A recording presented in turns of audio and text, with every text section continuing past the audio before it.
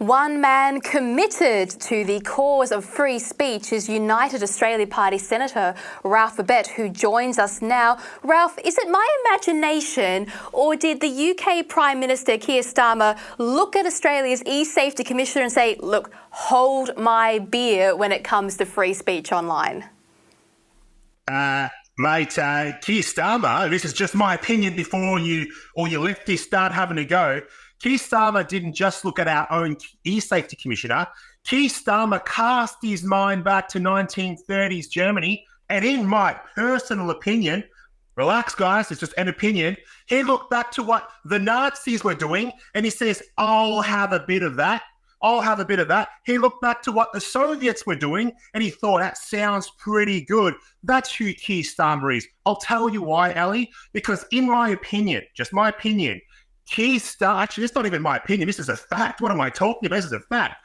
Keir Starmer is more beholden to globalist special interests than what he is to the people in his own country. How do I know that? How do I know that? Because he said so himself.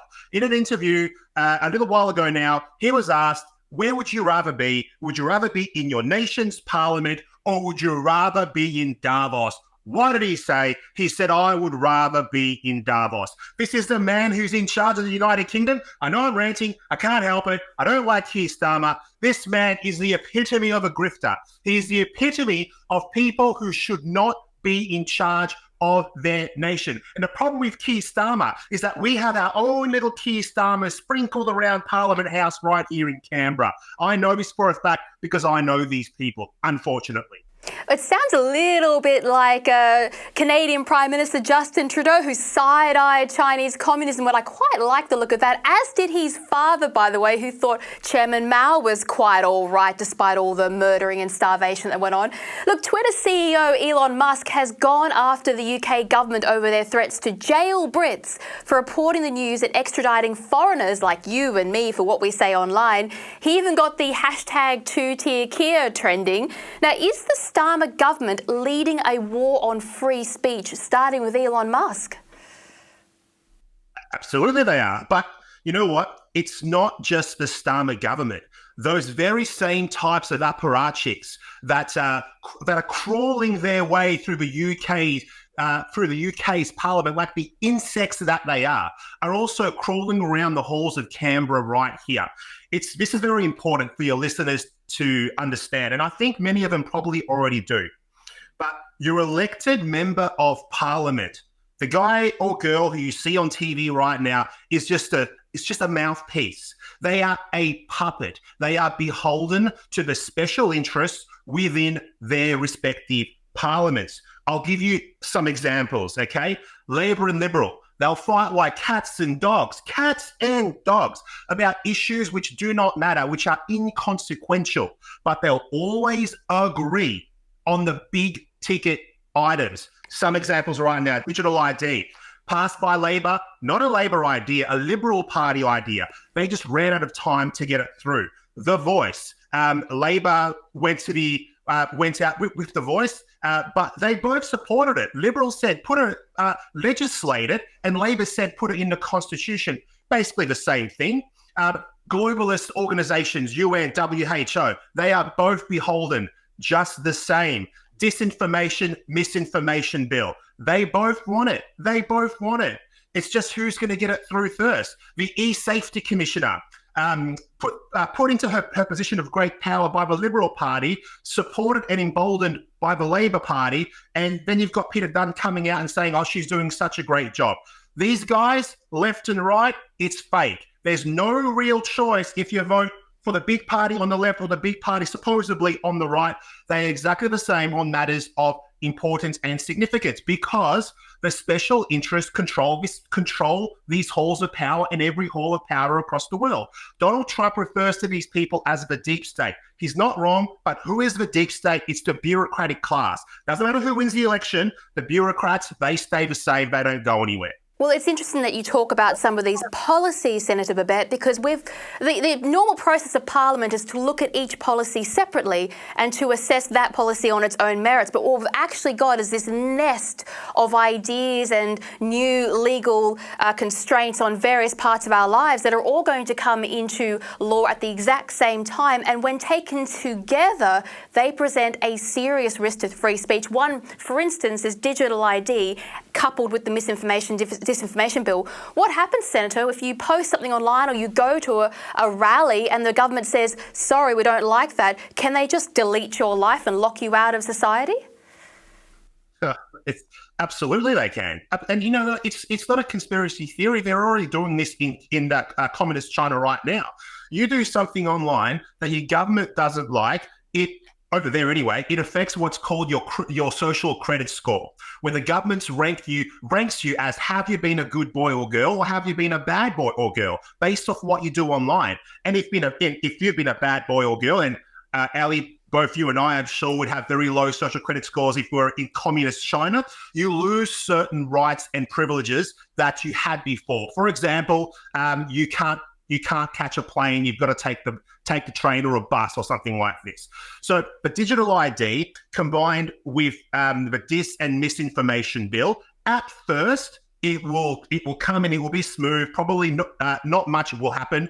But when you give the government the tools that they need to implement tyranny, we know from history that they always will. There's only one constant when it comes to government.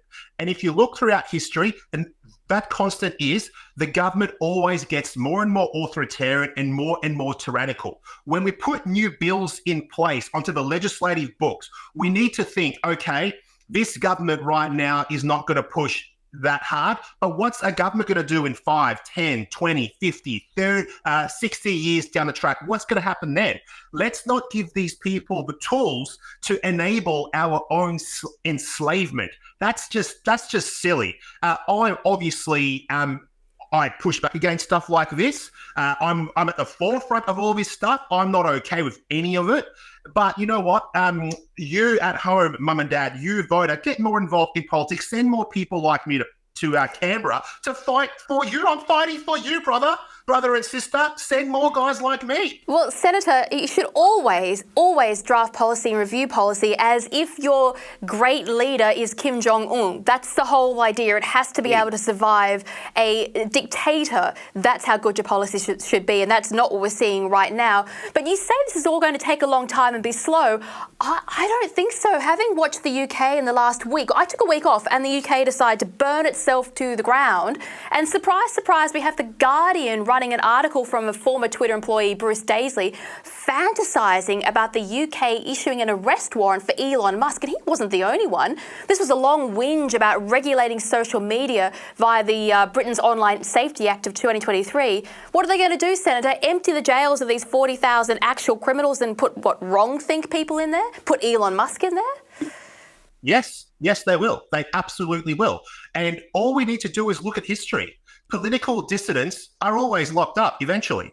If you don't agree with the people that manipulate the levers of power and you continue to give these people more and more power, eventually, yes, they come after you, mum and dad, for wrong think. Yes, they're going to come after me, even though I'm a senator.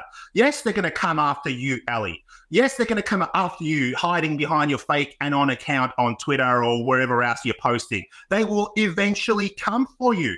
They will. You know what? Let me refer to Trump for a second here. So Trump likes to use the phrase, they're not after me, they're after you. I'm just in the way. And that's very, very true. Once they get those big scalps, you're next. You are next. I'm telling you now, I've been yelling about this since the day that I got elected and I first set foot into this God-forsaken, degenerate, evil freaking building in Canberra. The people in this place are overwhelmingly not good people. Let me say it again. They are overwhelmingly not good people. They are easy to manipulate. They are easy to purchase. They do what they're told. They have no backbone. And I wouldn't hang out with these people if I had a choice. I just wouldn't. You need, I'll say it again, you need to send better people that have some freaking kahunas that can stand on their own, that can do what's right, no matter what all the little degenerates are saying around them. You need to send better people here. The people here do not give a flying F about you. Senator, there goes your afternoon pub invite with your fellow peers down there in the Canberra bubble.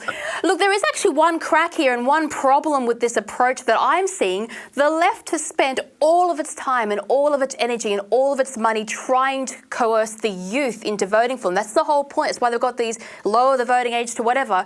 But cracking down on social media isn't exactly popular with the youth, and it certainly won't be popular when they start being erased or they bring in Facebook ID for facial recognition for Facebook like Dutton wanted to do.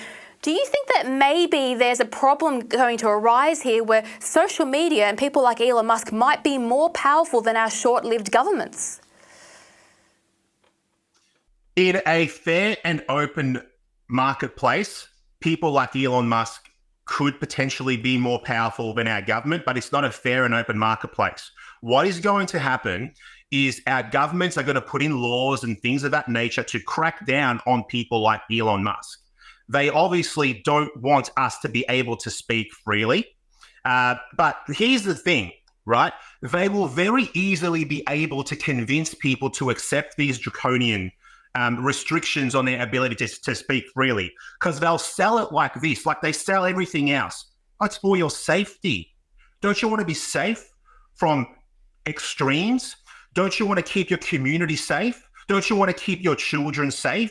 Don't you want to keep your friends safe? And it's always safety. Safety is the big one. Very easy to sell things based on fear and based on safety. So, but the kind of safety that these globalists have in mind is basically the kind of safety you get when you're in a maximum security prison and you're locked in solitary confinement. That's the idea of safety that they have.